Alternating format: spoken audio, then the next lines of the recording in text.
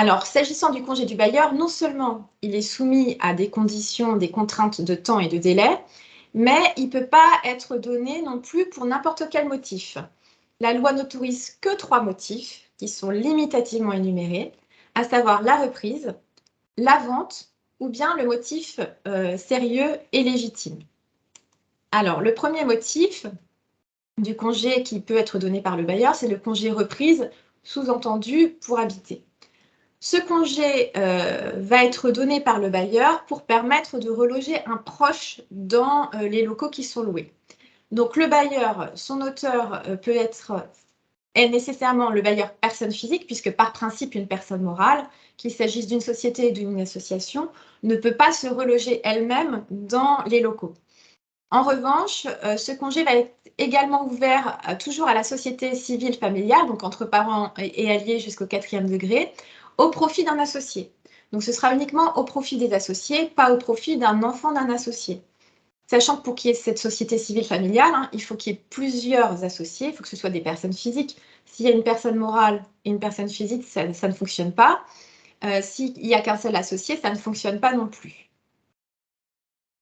Le congé reprise habité va bénéficier à certaines personnes qui sont, là encore, limitativement énumérées par la loi, à savoir le bailleur, son conjoint, son partenaire ou son concubin notoire depuis au moins 1 an à la date du congé, également ses ascendants descendants et les ascendants descendants du bailleur, du conjoint, du partenaire ou du concubin notoire. Donc c'est vraiment la famille très proche. Le congé reprise pour habiter donc, doit comporter des mentions obligatoires, à savoir le nom, l'adresse et le lien de parenté du bénéficiaire avec le bailleur. Donc, il s'agit de permettre, en cas de contestation du congé par le locataire, de permettre au juge de vérifier qu'il ne s'agit pas d'un congé frauduleux, qu'il est bien établi au profit d'une personne pouvant en bénéficier. Donc, il faudra justifier pour le bailleur que le logement est bien repris à titre de résidence principale. Il peut y avoir des exceptions, mais c'est rare. Par exemple, s'il y avait un souci de santé du bénéficiaire de la reprise qui n'a pas pu s'installer dans les locaux, ou encore si le locataire avait tardé à restituer les locaux, ce qui justifierait que le bénéficiaire ne les a pas eus à temps et n'a pas pu s'installer dans le logement. Mais c'est plutôt rare. En fait, l'idée, c'est de vérifier que le congé n'est pas frauduleux parce que certains bailleurs peuvent faire entrer un proche dans le logement en fait, pour le relouer à des conditions plus avantageuses à un autre locataire. De plus, le congé doit annexer une notice d'information qui va informer le locataire des obligations du bailleur, de ses droits à indemnisation et également des voies de recours qui lui sont ouvertes s'il entend contester le congé. Si ce congé reprise pour habiter n'est pas valable, il risque d'être sanctionné par la nullité du congé, donc auquel cas le bail va se poursuivre, également par l'octroi de dommages et intérêts au profit du locataire s'il justifie d'un préjudice, notamment s'il est parti des locaux, voire à une réintégration du logement, mais là c'est assez rarement ordonné parce que souvent le logement a été mis à disposition de quelqu'un d'autre, où il y a une telle mésentente entre le bailleur et le locataire qu'il vaut mieux éviter qu'ils aient de nouveau des relations contractuelles. Et il est également prévu la possibilité d'une peine d'amende en cas de congé frauduleux, donc cette peine d'amende pouvant aller jusqu'à 6 000 € pour une personne physique et 30 000 € maximum pour une personne morale. Le deuxième type de congé donc, qui peut être donné par le bailleur, deuxième motif possible pour mettre fin au bail à son terme, c'est le congé pour vendre. Donc là, il vise la situation où le bailleur souhaite vendre son local libre de toute occupation. Pourquoi? Parce que s'il le vend occupé, il y aura forcément un abattement sur la valeur du bien, donc il le vendra moins cher. Donc, s'il souhaite vendre libre, en fin de bail, il peut le faire. Dans ce cas, il délivre à son locataire un congé pour vendre, mais le locataire va alors disposer d'un droit de préemption. Ce droit de préemption, il existe une exception. Si la vente se fait entre parents jusqu'au 3e degré, donc là on est bien entre parents, il n'y a plus d'histoire d'alliés, donc il n'y a pas d'histoire de conjoint, etc. On n'est qu'au 3e degré. Et donc là c'est cumulatif, il faut que l'acquéreur occupe le logement à titre de résidence principale pendant au moins 2 ans, donc après la fin du délai de préavis.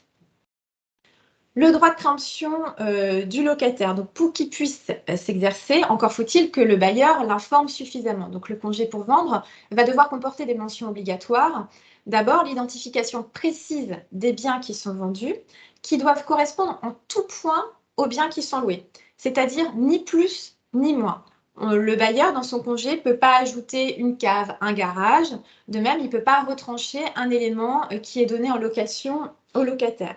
Donc, si le bailleur est propriétaire de plusieurs appartements dans un même immeuble et qu'il entend les vendre en même temps, eh bien, il devra délivrer des congés pour vendre différents à chaque locataire et ventiler le prix de chaque appartement à chaque locataire.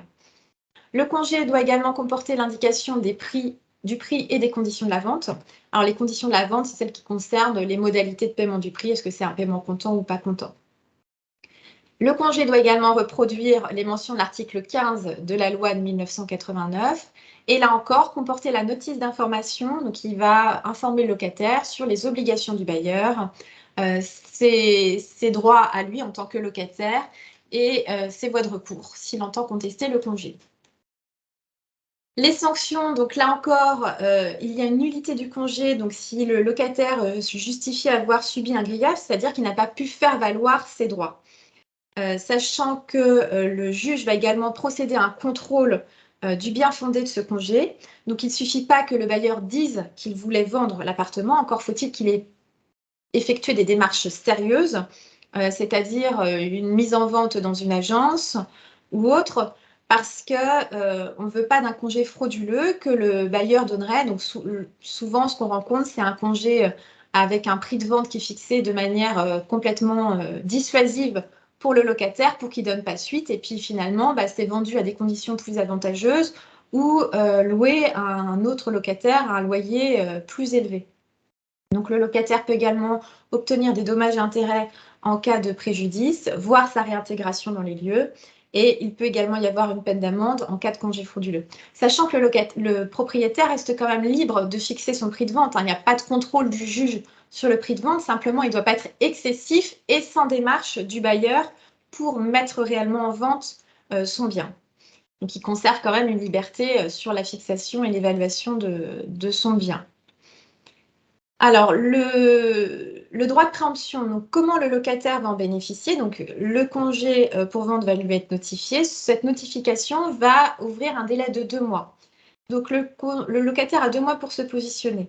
Soit il accepte l'offre de vente, donc il doit l'accepter telle qu'elle. Il ne peut pas dire « moi, je prends un morceau, pas l'autre » ou « je prends, mais je reformule une contre-proposition de prix ». Donc, il prend, c'est à prendre ou à laisser. S'il accepte l'offre, donc il a un délai pour réaliser la vente. S'il ne respecte pas ce délai pour la faire, la vente est nulle. Le propriétaire pourra vendre à un autre. Ce délai est de 2 mois ou 4 mois si le locataire entend recourir à un emprunt. Et le locataire, donc pendant ce délai de 2 mois, donc il peut, s'il reste taisant ou s'il refuse l'offre, dans ce cas, le propriétaire recouvre sa liberté et donc il peut parfaitement vendre à une autre personne. Sachant que la loi ne fixe pas de formalité spécifique pour que le locataire fasse connaître sa réponse, mais là encore, l'acte d'huissier va être plus satisfaisant qu'un courrier recommandé avec un accusé de réception, ce qui permettra au locataire de bien démontrer qu'il a répondu dans le délai de 2 mois et non pas après s'il y avait un souci sur la délivrance du courrier recommandé avec accusé de réception.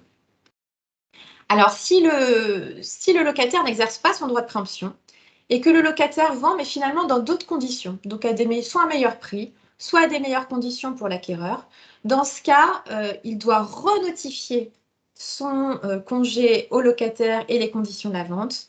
Et le locataire bénéficiera de nouveau d'un droit de préemption, mais cette fois d'1 mois, s'il entend accepter ces nouvelles conditions. Le dernier type de congé donc, qui peut être donné par le bailleur pour l'échéance du bail, c'est le congé pour motif légitime et sérieux. Donc, ce motif légitime et sérieux peut être lié soit au comportement du locataire, donc ce serait l'hypothèse d'un locataire qui ne remplit pas ses obligations. Par exemple, un locataire qui sous-louerait les locaux à quelqu'un d'autre alors que ce n'est pas autorisé par le bailleur, donc ça peut être considéré comme un motif légitime et sérieux. De même, il a pu être admis pour des bailleurs qui ne pouvaient pas bénéficier du congé reprise pour habiter parce que le bénéficiaire n'était pas dans la liste. Par exemple, un hôpital qui entendait loger son personnel et donc qui voulait reprendre un bail d'habitation des locaux pour ce personnel. Donc, dans ce cas, la juridiction a pu admettre que c'est un motif légitime et sérieux qui justifie le congé du bailleur. Donc là, on n'est plus dans le comportement du locataire, on est dans un motif personnel au bailleur. Un autre exemple de motif personnel au bailleur, s'il entend effectuer des travaux assez importants dans le logement, travaux qui nécessitent que le logement soit libre de toute occupation, même si ce ne sont pas des travaux indispensables, dans ce cas, il pourra donner congé à son locataire pour un motif légitime et sérieux. Alors, il faut faire attention à bien motiver, là encore, le congé pour motif légitime et sérieux pour permettre un contrôle du juge en cas de contestation par le locataire, ce qu'il ne manquera pas de faire, puisque s'il reste dans les lieux, le bailleur va être obligé de saisir le juge pour avoir son expulsion, auquel cas le locataire va contester la validité du congé. En effet, il faut que ce motif soit suffisamment grave pour justifier la fin du bail. Donc, d'où l'importance de bien le motiver dans le congé pour que le juge puisse bien considérer que c'est un motif grave, sachant qu'il n'est pas exigé que ce motif grave perdure au jour de la délivrance du congé. Ça peut être un motif passé.